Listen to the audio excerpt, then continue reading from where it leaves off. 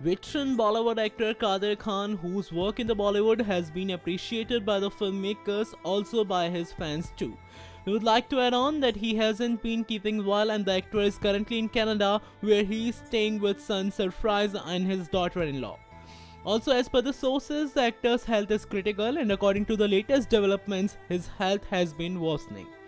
As per the reports, the actor has been suffering from breathing issues causing him breathlessness, and owing to the same, also the team of doctors who have been in his assistance have shifted him from a regular ventilator to a BiPaP ventilator. Also, the reasons behind this is that the former would cause harm to his health. Not just that, the actor is conscious and he has eye contact, but not all the time. As per the sources, he has also stopped talking, and also the actor has symptoms of pneumonia. As per the sources, his current condition is coming from the PSP ailment that the actor has been down with.